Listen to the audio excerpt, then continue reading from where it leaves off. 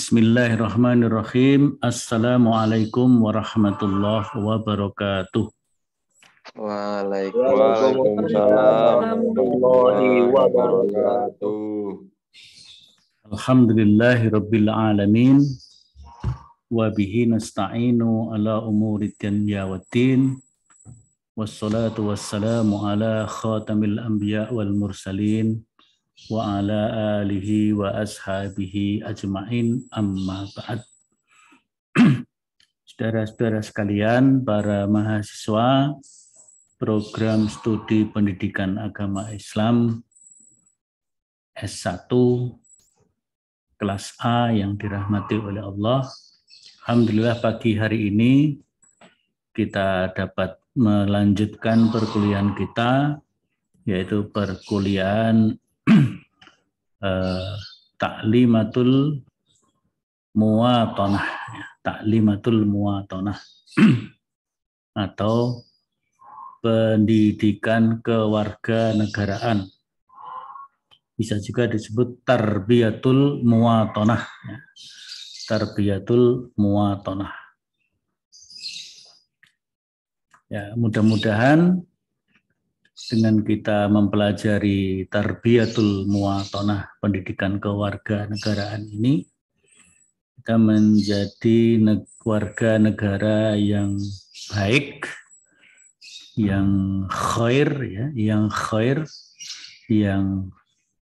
hasan, yang thayyib, gitu ya, sehingga kita bisa memberi manfaat yang lebih besar kepada bangsa dan negara kita, di mana kita alami, kita saksikan negara dan bangsa kita akhir-akhir ini dalam kondisi yang ya tidak baik-baik saja, ya.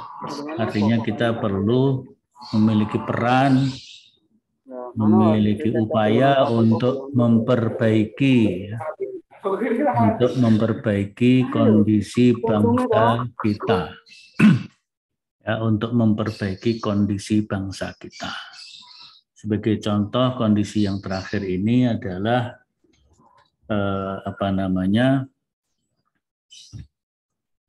bangsa kita ini, negara kita ini alamnya kaya raya. Salah satunya adalah kita penghasil kelapa sawit terbesar di dunia, ya. Tetapi kenapa kita kesulitan untuk mendapatkan minyak goreng? Ya, di mana-mana antri minyak goreng, ini berarti ada sesuatu, ada masalah terkait dengan ya peran-peran yang harus dilakukan oleh warga negara, termasuk di dalamnya ya kita semuanya ini.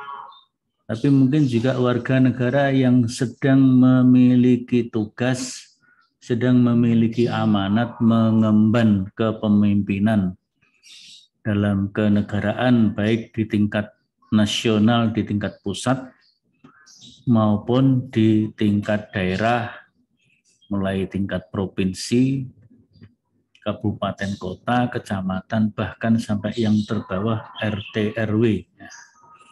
Semuanya memang perlu melakukan koreksi dan koreksi diri,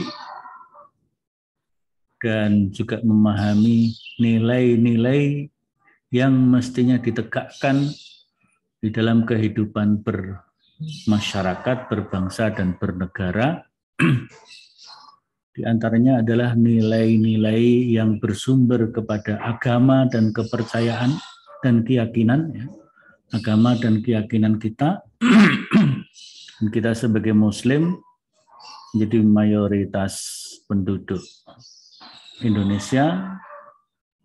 Kaum muslimin tentu memiliki tanggung jawab yang besar untuk tegaknya perbaikan dan kebaikan bangsa dan negara kita,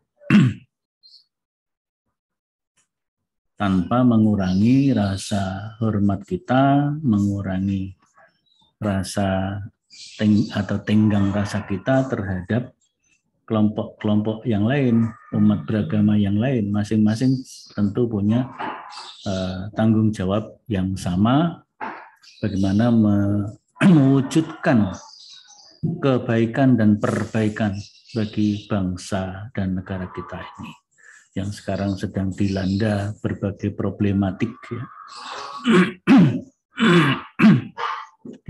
di era pasca reformasi. Saya katakan pasca reformasi karena reformasi, jiwa reformasi, semangat reformasi di akhir-akhir ini mulai menurun ya, mulai menurun. Kalau dulu demokratisasi, keterbukaan, orang-orang yang dulunya katakanlah menjadi terpidana dalam era Orde Baru, ketika era reformasi memasuki reformasi diawali dengan Presiden Profesor B.J. Habibie, banyak narapidana politik yang dibebaskan. Kemudian yang dulunya pers nasional, media sosial dan sebagainya dibatasi perannya, maka mulai Pak B.J. Habibie itu dibuka sedemikian rupa. Media-media yang dulu dilarang terbit disilahkan terbit. Itulah jiwa reformasi. Tetapi pergerakan reformasi yang seperti itu melahirkan euforia. Euforia itu ya kegembiraan, menyambut reformasi yang sedemikian rupa. Kadang-kadang euforianya euforia yang kebablasan. Euforia yang kebablasan. Itu di masyarakat banyak ya. Di masyarakat banyak terjadi euforia atau kebebasan yang kebablasan, kira-kira seperti itu. Nah, karena kebablasan, semula reformasi, keterbukaan, demokratisasi itu memiliki nilai-nilai kebaikan dan perbaikan bagi bangsa, tapi karena kebablasan justru menjadi sebaliknya, menjadi keburukan bagi bangsa ini. Nah, kekecewaan terhadap reformasi karena euforia yang terlalu jauh itu melahirkan kecenderungan baru ini pasca reformasi, yaitu kembali kepada demokratisasi. Demokratisasi menjadi dibatasi. Kemudian muncul absolutisme kekuasaan, boleh dikatakan otoritarianisme kekuasaan politik ya. Sehingga banyak kelompok-kelompok yang dianggap lawan politik atau sebenarnya sekedar berbeda pandangan politik dalam melihat kebaikan dan perbaikan bangsa dan negara. Semuanya punya maksud yang baik. Tapi karena dianggap berbeda dan yang berbeda itu dianggap lawan, maka banyak sekali kembali seperti masa Orde Baru. Lawan-lawan politik itu diberangus dengan berbagai macam pola, modus. Ya, ada pola dengan istilah radikalisme, ada pola apalagi lah gitu ya. Pokoknya lawan-lawan politik itu ada yang dibungkam, ada yang diberangus dengan dibubarkan, ada yang dibunuh, dan sebagainya dan sebagainya. Nah, ini termasuk bagian tantangan kita bersama untuk memperbaiki bangsa dan negara kita menjadi negara yang lebih baik lagi, lebih unggul lagi gitu ya. Apalagi kita sudah hampir memasuki 1 abad negara Republik Indonesia ya. Nanti 2045 ya, berarti sekarang sudah 2022, tinggal 23 tahun lagi Ya, kalau kalian sebagai mahasiswa-mahasiswa, insya Allah mudah-mudahan Allah beri umur panjang, bisa mencapai masa 1 abad Indonesia, Indonesia emas. Nah, kalau yang sudah tua-tua, sekarang sudah mencapai umur 50 tahun lebih, ya mungkin Allah ada yang oleh Allah diberikan kesempatan untuk menemui masa emas atau masa 1 abad Indonesia 2045, yaitu 23 tahun yang akan datang. Ya, kalau seperti saya, seperti bapak-bapak dosen yang sudah di usia 50 tahun ke atas, berarti yang akan datang, yang stagna 50 tahun sekarang ini, yang akan datang usianya sudah 73 tahun, berarti sudah pensiun. Yang sekarang yang usianya 50 tahun lebih, 55, 58, nah, tinggal nambahkan saja. Ya. Jadi ada yang berusia sudah di atas 80 tahun. 80 tahun memang ada orang-orang yang diberi kesehatan oleh Allah, diberi kekuatan oleh Allah, bahkan masih bisa ikut memimpin negara. Seperti diantaranya Wakil Presiden kita, Pak Profesor Dr. Kiai Haji Ma'ruf Amin, ya, itu usianya sudah 80-an tahun. Ya. Beliau masih bisa melaksanakan tugas dengan sebaik-baiknya, mudah-mudahan sebagai Wakil Presiden Republik Indonesia. Kita doakan beliau memiliki kekuatan, kesehatan oleh Allah dan diberi petunjuk, bimbingan terus-menerus untuk memimpin dan memperbaiki bangsa ini. Baik, kita pada hari ini akan mengkaji materi ya, setelah identitas nasional. Setelah identitas nasional, kita akan mengkaji tema pada pertemuan yang ketiga ini tentang integrasi nasional. Integrasi nasional.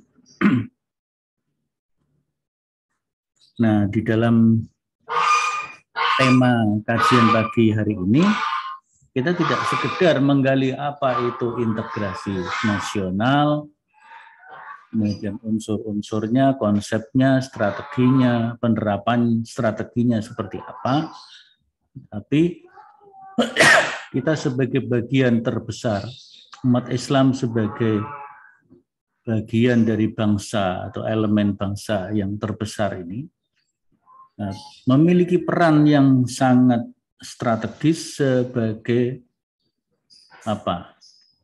perekat kesatuan dan persatuan bangsa. Itu sejak dulu sudah dikemukakan sedemikian rupa, dan memang peran umat Islam sedemikian rupa menjadi unsur utama perekat persatuan dan kesatuan bangsa. Karena Islam yang memiliki sifat rahmatan lil alamin, wa ma arsalnaka illa rahmatan lil alamin.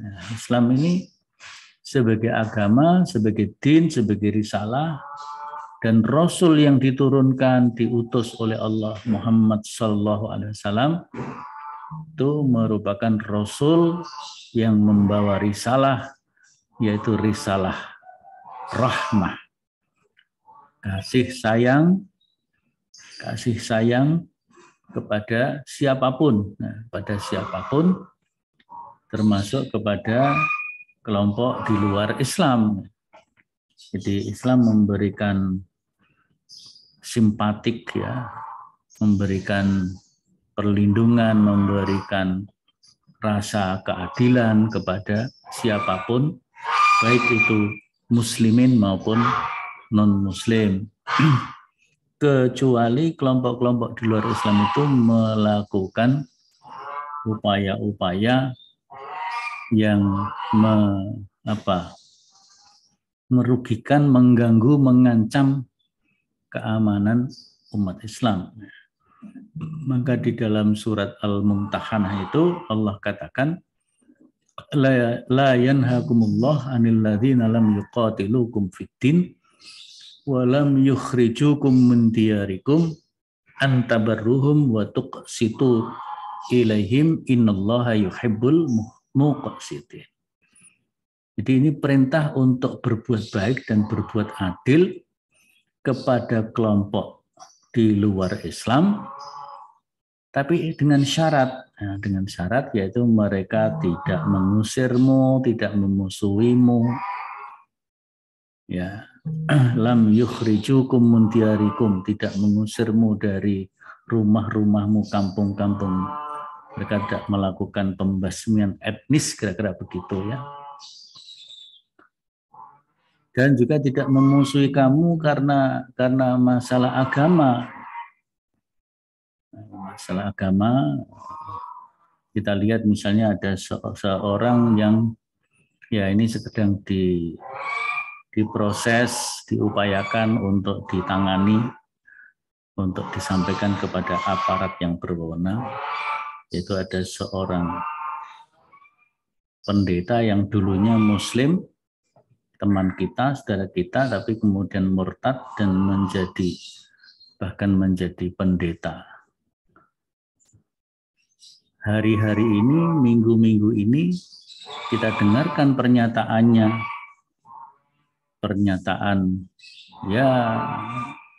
Pernyataan yang tidak membawa kepada integrasi nasional, justru membawa kepada disintegrasi atau konflik. Misalnya dia mengusulkan agar 300 ayat Al-Quran yang menurut dia 300 itu ayat-ayat yang menanamkan sikap kekerasan dan radikalisme. Yang itu tidak benar tentunya. Tentunya tidak benar. Ya macam-macam lah. Artinya dia melakukan ya ngurusi agama orang lain.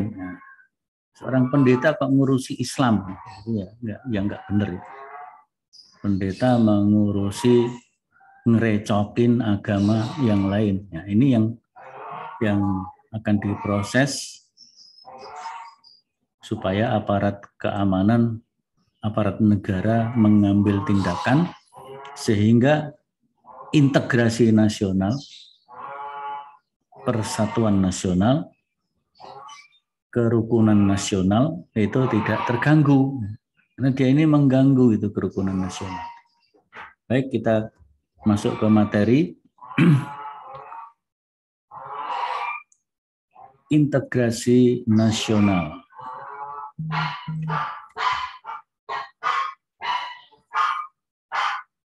Oh, sebentar, bukan ini, harusnya kita ambil yang PPT langsung ya. Biar mudah. Kalau di psikologi sudah ada. Nanti bisa dibuka psikologinya.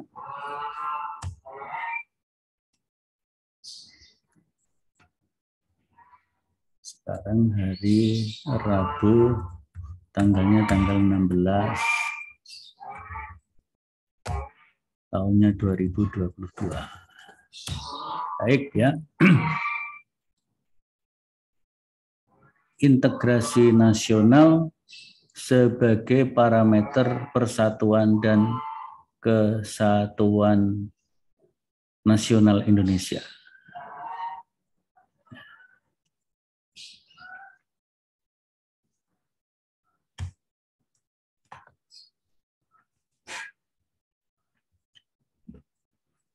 Ya, ini apa namanya? Tema utama kita di pertemuan yang ketiga ini. Nah, kemudian kita tambahi ya sebagai kelompok Muslim, ya mahasiswa Muslim, mahasiswa Muhammadiyah dari perguruan tinggi Muhammadiyah, ya kita berikan catatan tambahan peran umat Islam sebagai perekat kesatuan dan persatuan bangsa. Integrasi nasional setidaknya ada 3 pokok bahasan. Yang pertama, memahami apa itu integrasi nasional dan pluralitas masyarakat Indonesia.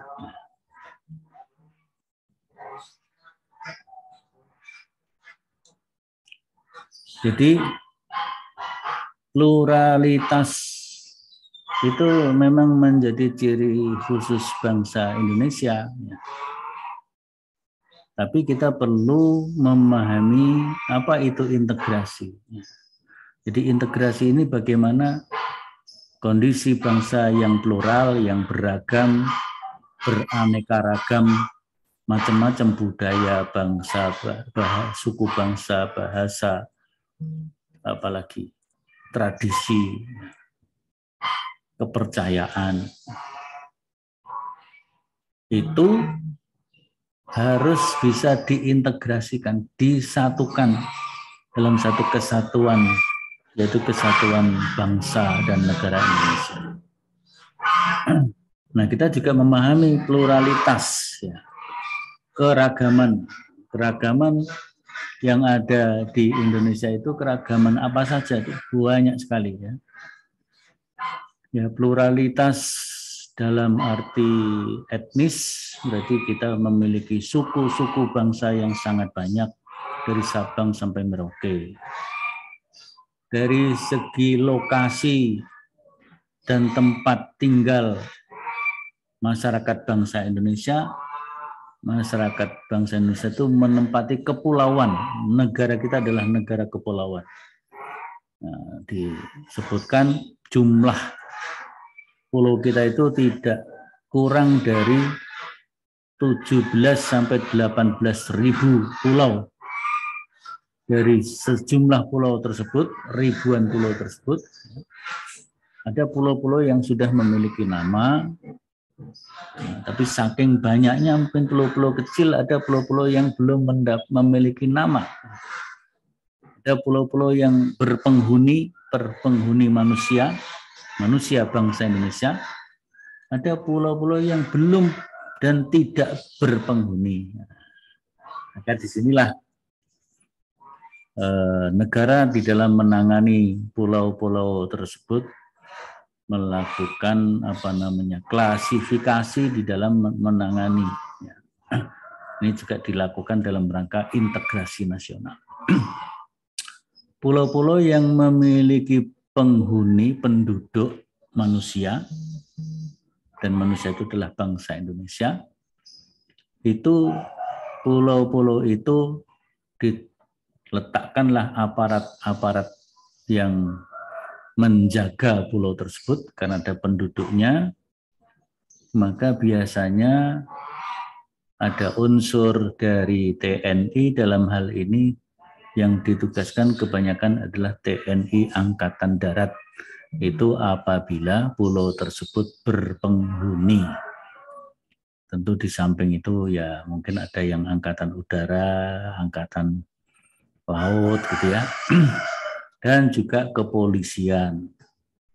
Jadi kalau pulau itu tidak berpenghuni, tidak ada manusianya, nah, itu biasanya yang menjaga, yang ditugaskan untuk menjaga pulau-pulau tersebut, dan ini kita tidak tahu apakah semua pulau sudah terjaga dengan baik. Kemungkinan ada pulau-pulau yang masih belum dijaga karena keterbatasan SDM ya. Jadi kalau pulau-pulau yang belum berpenghuni, tidak berpenduduk itu yang menjaga adalah TNI Angkatan Laut, terutama dari Kesatuan Marinir. Ya, ini salah satu apakah itu masih berlaku sampai sekarang, tapi jelas dulu seperti itu. Kemudian juga dalam penanganan kebencanaan, pulau-pulau yang berpenduduk, kalau terjadi gempa, terjadi tsunami, ya, maka pulau itu pulau yang mengalami kebencanaan dan harus ada upaya-upaya untuk recovery pasca bencana ataupun mitigasi ketika bencana belum terjadi. Nah, ini pluralitas dari segi kepulauannya seperti itu. Tapi kalau pulau itu tidak berpenghuni, tidak berpenduduk, kena tsunami, gempa bumi, mungkin ada gunungnya yang meletus, maka pulau-pulau itu tidak dianggap sebagai mengalami kebencanaan. Karena kebencanaan ini terkait dengan kondisi umat manusia yang ada di tempat-tempat tersebutnya. Jadi kalau ada manusia ya ditanganilah. Kalau belum ada manusianya ya hal-hal yang perlu diselamatkan dia mungkin diselamatkan. Ya, itu dari segi tempat hidup kita, ruang hidup kita, kepulauan. Kemudian ada pluralitas dari segi bahasa, budaya, agama, etnis ya. Nah, dari Sabang sampai Merauke itu penampilan ya, tampilan bangsa Indonesia itu kan beragam ya. Mungkin kalau Sumatera dengan Jawa ada relatif sama, tapi kalau Sumatera agak ke utara sana, Sumatera Utara bagian utara dan Aceh itu tampilannya agak beda dikit ya. Aceh itu ada mirip-mirip mungkin dengan India dan sebagainya yang kulitnya agak lebih hitam sebagainya. Kemudian kalau kita ke Sulawesi, di Manado itu lain lagi, nanti di Kalimantan, suku Dayak dan sebagainya tampilannya agak beda dengan komunitas Sumatera dan Jawa tadi. Bali, Nusa Tenggara Barat relatif sama dengan Jawa, tapi NTT beda lagi. Papua beda lagi, Maluku juga beda. Itu dari segi postur ya, postur manusianya. Nah, terjadi pluralitas juga. Belum bahasanya, belum agama. Nah, dengan kondisi yang seperti itu maka perlu ada, nah ini sebenarnya yang bagian yang kedua itu adalah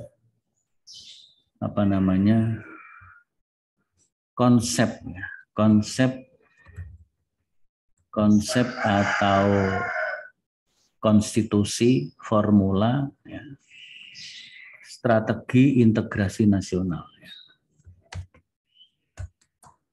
Konsep ini bisa berupa gagasan, bisa berupa peraturan-peraturan, baik peraturan nasional, undang-undang, peraturan pemerintah, peraturan presiden, peraturan menteri, sampai peraturan daerah.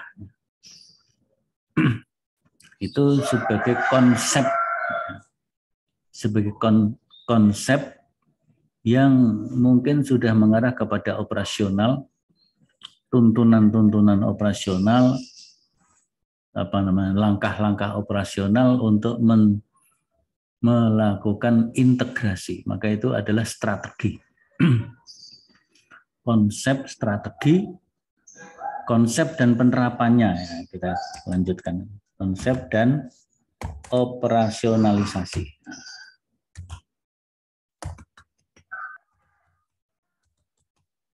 Nanti di buku ada itu. Ya.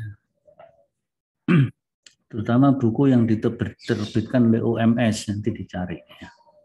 Saya sedang mencoba mencari, dan kalau yang ada itu masih berbentuk cetak biasa, dalam bentuk kertas, dan sekarang belum tercetak lagi, sehingga kalau Anda ke bookstore, saya nggak tahu apakah masih tersedia atau tidak.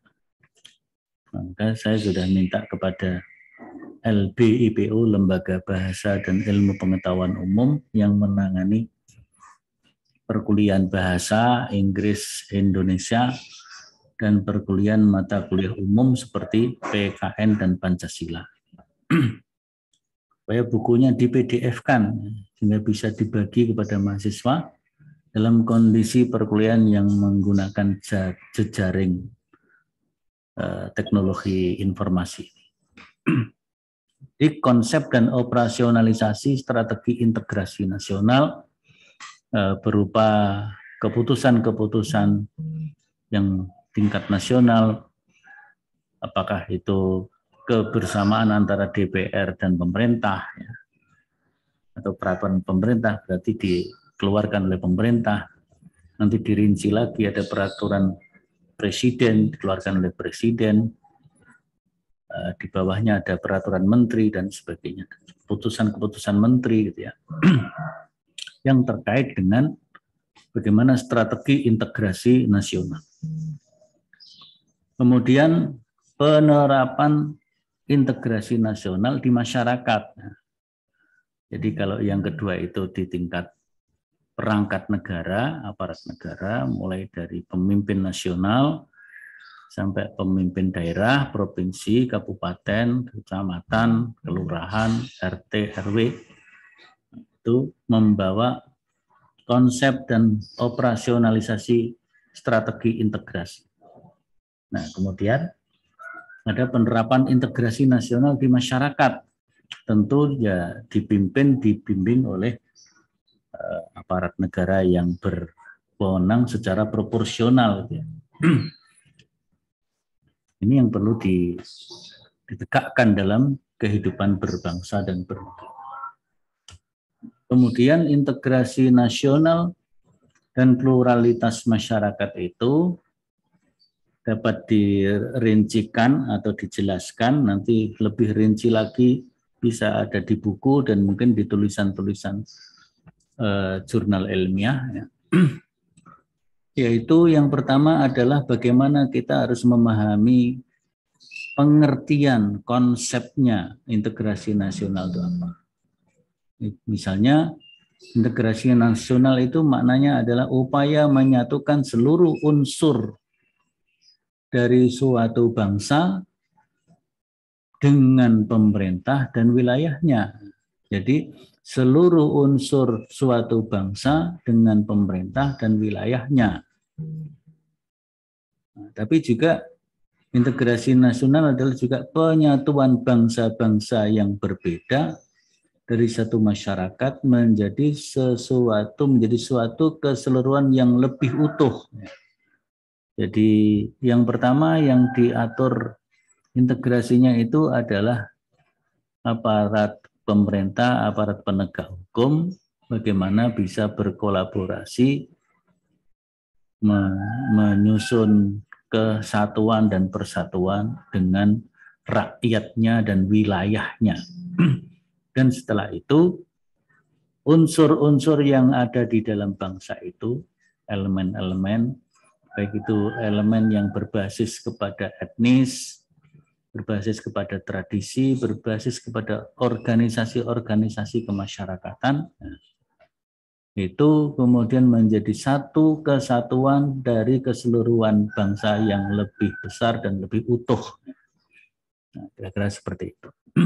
Kemudian yang kedua, bicara tentang urgensi integrasi nasional.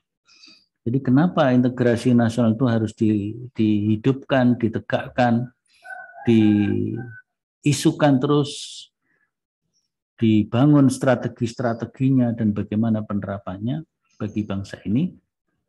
Ya, karena bangsa kita ini bangsa yang pluralistik tadi, multikultural juga, ya, agar tercipta masyarakat bangsa yang harmonis secara multidimensional. Ini menjadi potensi tersendiri bagi bangsa Indonesia. Jadi pluralitas, keragaman, keanekaragaman berbagai macam tadi, berbagai macam unsur tadi, itu memiliki potensi-potensi yang mengarah kepada hal yang lebih positif atau kepada yang negatif. Jadi bisa mengarah kepada integrasi atau mengarah kepada disintegrasi, konflik. Kita sudah mengenal pernah Indonesia mengalami konflik, baik konflik vertikal maupun konflik horizontal. Nah, itu yang harus kita jaga. Jadi urgensi integrasi ini agar tercipta persatuan dan kesatuan bangsa, tercipta harmonisasi, dan harmonisasi itu secara multidimensional, tentu juga secara proporsional. Nah, kalau tidak proporsional ya bisa menjadi ancaman, justru bisa menjadi disintegrasi.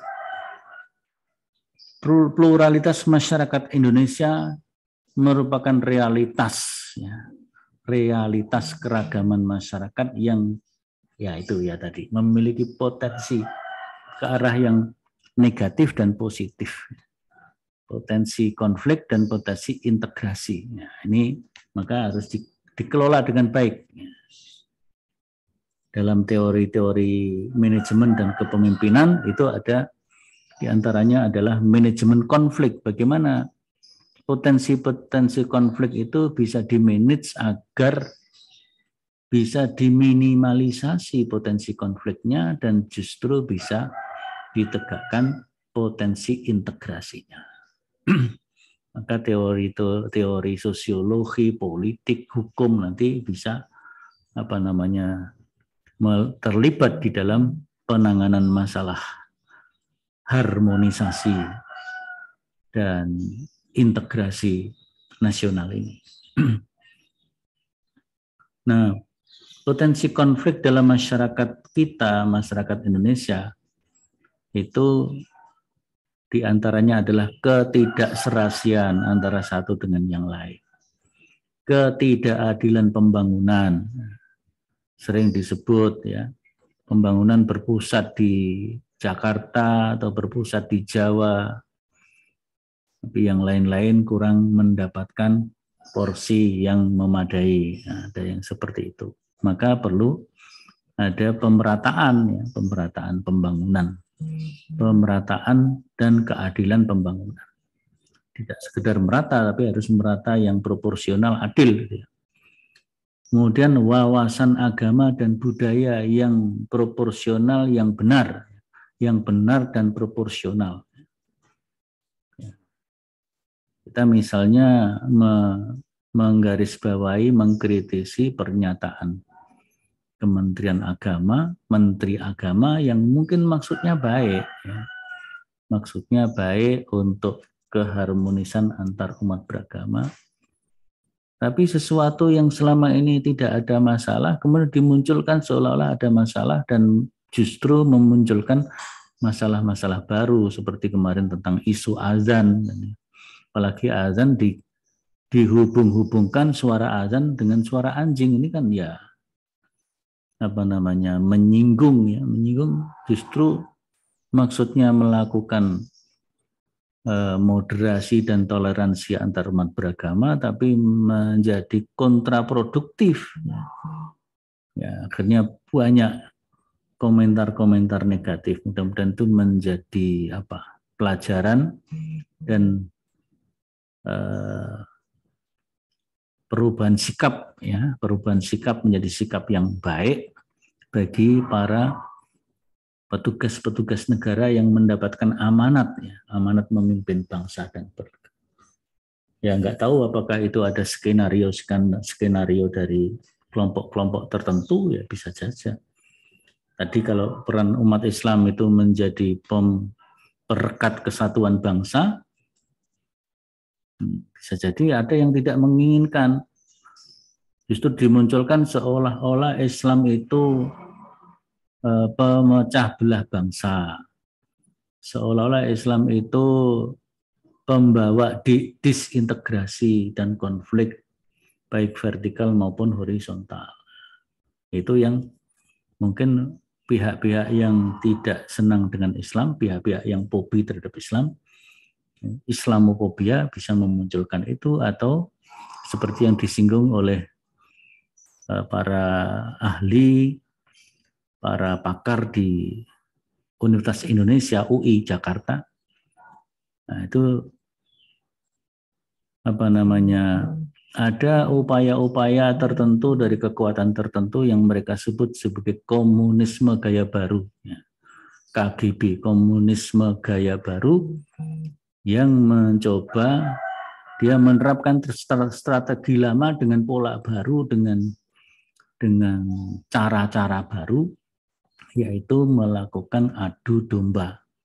Mungkin kalau adu domba zaman dulu beda dengan adu domba dengan sekarang. Sekarang sudah era medsos, era ya, berbagai macam. Itu ya. Kemudian strategi integrasi. Jadi secara konseptual, secara teoritis, ada strategi-strategi integrasi nasional. Integrasi. Strateginya yang pertama adalah asimilasi, yang kedua akulturasi, yang ketiga pluralis atau pluralisasi, kira-kira begitu ya. Biar sama, asimilasi, akulturasi, pluralisasi. Pluralisasi. Tapi di buku hanya tertulis strategi pluralis. Asimilasi itu apa? Proses pencampuran dan pembauran, peleburan dua macam atau lebih budaya menjadi satu budaya yang baru. Jadi dilebur menjadi satu budaya yang baru, budaya lamanya udah nggak kelihatan gitu ya. Tapi kalau yang kedua, akulturasi, proses pencampuran kombinasi dua budaya atau lebih sehingga memunculkan budaya baru, tetapi ciri-ciri budaya asal masih tampak dalam budaya baru tersebut. Nah, ini kalau masalah kebudayaan yang tidak menyangkut agama, maka asimilasi dan akulturasi itu bisa dilakukan. Bisa dilakukan. Misalnya tradisi-tradisi lama yang sudah tidak relevan, ya, dilakukan pembauran, pencampuran, peleburan menjadi budaya yang baru, yang lebih sesuai dengan kondisi perkembangan masyarakat. Misalnya. Akulturasi juga begitu, kalau yang asimilasi itu budaya-budaya asal sudah tidak kelihatan lagi, kalau akulturasi budaya-budaya asalnya masih tampak bermunculan dari budaya pada budaya baru tersebut. Jadi ada budaya baru bangsa yang kelihatan oh ini asalnya dari mana, tradisi di Sumatera tercampur dengan tradisi di Jawa dan sebagainya. Tapi masih kelihatan itu tradisi-tradisi asalnya itu kalau akulturasi. Nah, yang berikutnya adalah pluralisasi, penguatan wawasan paham yang menghargai perbedaan dan keragaman budaya dan agama ya, yang tidak bisa dilebur dan dicampur, sehingga melahirkan proses sikap toleransi dan saling menghargai, menghormati, atau memberikan kebebasan kepada pihak lain yang berbeda. Nah, ini kalau berbasis agama, pluralisasi ini yang paling tepat ya. Jadi agama nggak bisa dicampur-campur menjadi agama hybrid, katakanlah gitu ya. Atau baik berbentuk asimilasi maupun berbentuk akulturasi, agama nggak bisa. Maka kalau sekarang itu muncul kecenderungan para pejabat itu misalnya mengucapkan salam campur aduk, Assalamualaikum warahmatullahi wabarakatuh, ditambah salam sejahtera bagi kita semua, ditambah shalom, ditambah Om Swastiastu, ditambah namo buddhaya, itu namanya mengarah kepada akulturasi agama, enggak bisa gitu ya. Karena dalam Islam misalnya ada prinsip lakum dinukum waliyadin. Bagimu agamamu, bagiku agamaku.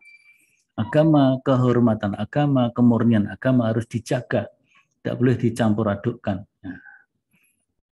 Nah, dalam masalah agama yang bisa dilakukan adalah penguatan wawasan paham yang menghargai terhadap adanya perbedaan dan keragaman, kemudian tidak bisa dilebur dan dicampur, Tapi yang muncul adalah sikap toleransi, saling menghargai, menghormati, dan memberikan kebebasan kepada pihak lain, orang lain yang berbeda keyakinan, berbeda praktek beribadahnya, begitu.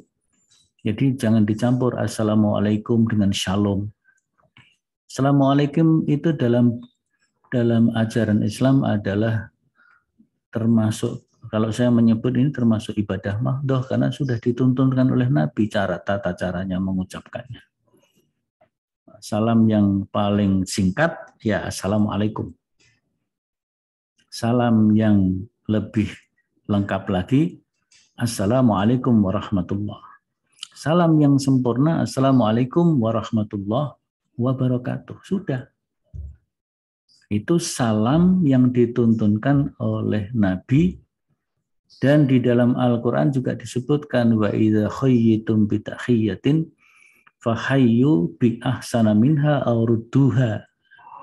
Kalau kamu mendapatkan penghormatan dengan sebuah ucapan tahiyat dan salam, maka balaslah salam yang kamu terima itu dengan lebih baik atau paling tidak sama. Kalau yang mengucapkan salam kepada kita dengan assalamualaikum sesama muslim, maka kita jawab bisa lebih baik, yaitu waalaikumsalam warahmatullahi wabarakatuh. Atau waalaikumsalam warahmatullahi, itu sudah bi ahsana minha aurudduha, atau yang sama. Jadi kalau yang mengucapkan salam assalamualaikum dijawab waalaikumsalam, sudah selesai. Itu sudah aurudduha atau sama, gitu ya.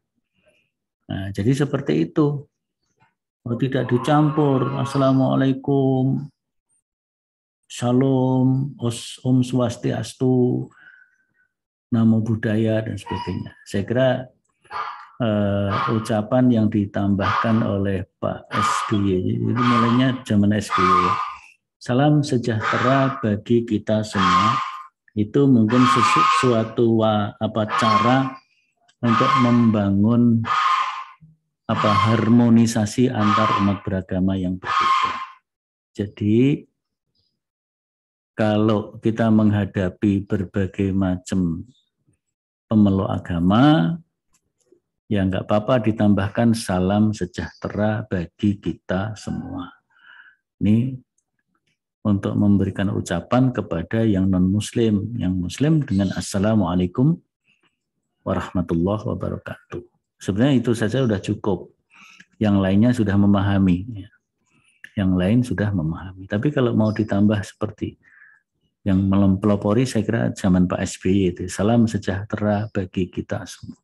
Yang kita hadapi berbagai macam pemeluk agama. Tapi kalau yang dihadapi hanya satu agama, ya sudah assalamualaikum warahmatullahi sudah cukup. Gitu.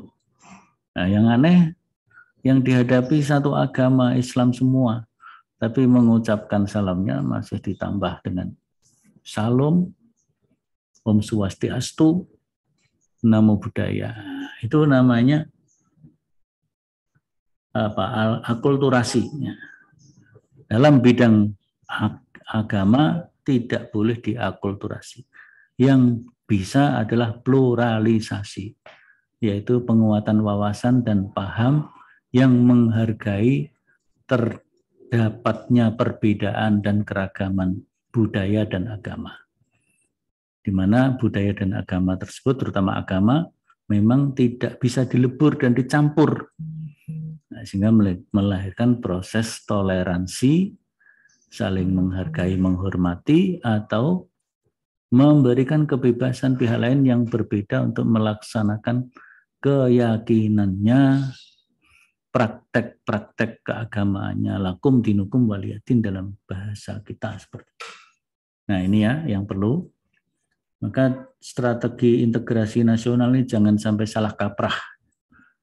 Nah, mungkin mereka memiliki maksud yang baik merangkul semua pemeluk agama gitu ya. Tapi tidak memiliki pemahaman terhadap agama yang memadai. memahami Islam yang memadai, mungkin memahami agama lain sedemikian rupa. Saya kira agama-agama yang lain memiliki prinsip yang sama terkait dengan agama di luar dirinya, ya. Tidak boleh dicampur, ya, dicampur aduk. Ya. Dijaga kemurnian masing-masing agama, itulah yang terbaik dengan mengedepankan harmonisasi hubungan antar umat beragama. Berikutnya, agak panjang ini ya, penerapan integrasi nasional di masyarakat. Nah, di sini ada dimensi horizontal dan dimensi vertikal. Dimensi horizontal teritorial ini lebih kepada hubungan antar unsur-unsur yang ada di masyarakat, baik secara individual maupun kelompok. Jadi hubungan antar sesama anggota masyarakat, baik itu secara kolektif bersama-sama maupun secara individual antar individual. Itu namanya dimensi horizontal atau teritorial. Yang kedua, dimensi vertikal, yaitu hubungan antara pemerintah, penyelenggara negara, presiden di tingkat nasional dan para menterinya, pejabat-pejabat tingkat nasionalnya, gubernur dengan pejabat-pejabat tingkat provinsinya, bupati dengan bupati dan wali kota dengan pejabat-pejabat di tingkat kabupaten kota, camat ke bawah sampai RT RW dengan rakyat kebanyakan, rakyat pada umumnya. Nah, itulah yang disebut dimensi vertikal. Maka vertikal dan horizontal ini harus diupayakan bisa menjadi potensi integrasi nasional dengan membuat pola hubungan yang harmonis dan proporsional antara yang horizontal dan vertikal. Yang kedua, mewujudkan integrasi nasional yang berbasis kepada 4 pilar. 4 pilar itu apa? Undang-Undang Dasar Pancasila, Undang-Undang Dasar 45, Bhinneka Tunggal Ika, apalagi satu lagi nanti silahkan dicari ya. Kemudian memahami konstitusi yang ada, dan juga memahami realitas multikulturalisme bangsa Indonesia. Nah, di sini yang ketiga kita masukkan peran umat Islam sebagai perekat integrasi, kesatuan dan persatuan bangsa Indonesia. Ya, penerapannya bisa menguatkan ukhuwah Islamiyah dan menguatkan dakwah Islamiyah. Maka ukhuwah dan dakwah Islamiyah perlu diperkuat, mengedepankan persamaan dan kesamaan, dan meminimalisasi perbedaan, itu yang penting. Jadi internal umat Islam harus kuat di sini. Sehingga kalau internal umat Islam kuat persatuannya, dia akan menjadi modal persatuan dan integrasi nasional karena dia terbanyak. Nah, itu saya kira pembahasan tentang integrasi nasional. Nah, maka kemudian ada penugasan. Penugasannya teman-teman membuat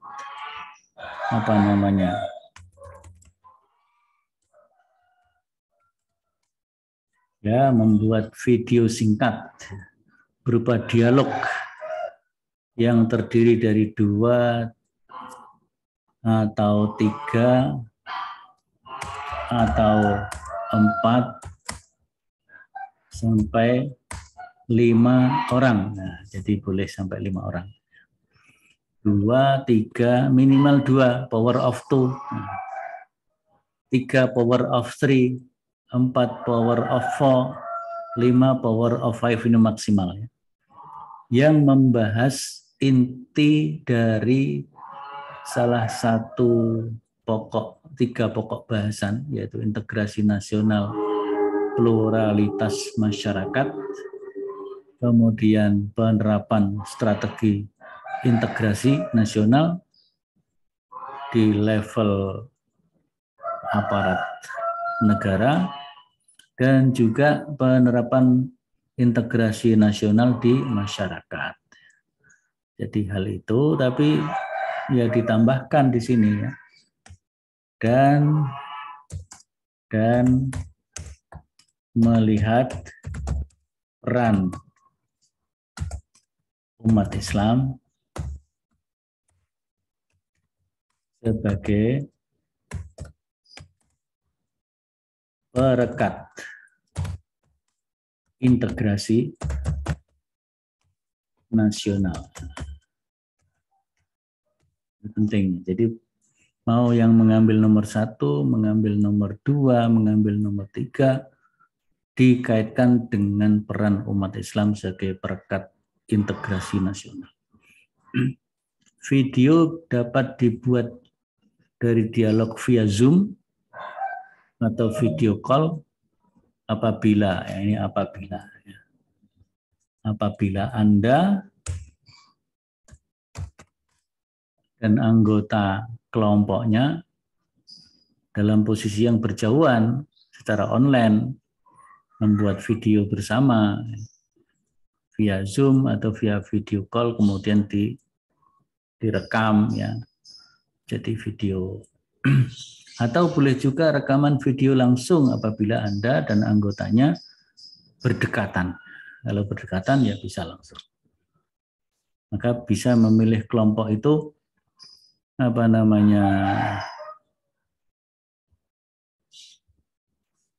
cari kelompok yang berdekatan ya, boleh, lebih bagus gitu. Durasi video minimal 3 menit, maksimal 10 menit saja. Silakan diatur ya. Kemudian hasil pembuatan video diupload di Psikologi selambat-lambatnya hari Selasa depan. Sekarang tanggal 16, jadi Selasa depan itu tanggal berapa? 22 saya kira ya. 22 Maret tahun 2022. Jam 17.00. Nah, jadi waktunya 1 minggu. 1 minggu. Ya, nanti saya berikan tempat. Ini belum saya beri tempat. Nah, atau kalau ada, tapi saya perbaiki dulu lah. Ya, saya perbaiki dulu. Setelah itu Anda mengupload di sana. Jadi menguploadnya ya mungkin hari-hari kedua, ketiga gitu ya, sampai hari yang terakhir. Ya. Nah, jadi itu tugasnya saudara membuat kreasi dalam bentuk video, short video singkat ya, berupa dialogis tentang integrasi nasional dengan sub-sub pokok bahasan, 3 sub pokok bahasan yang semuanya dikaitkan dengan peran umat Islam sebagai perekat integrasi nasional. Saya kira itu untuk materi pada kesempatan pagi hari ini ya. Kita cukupkan, nanti kemudian kita lanjutkan dengan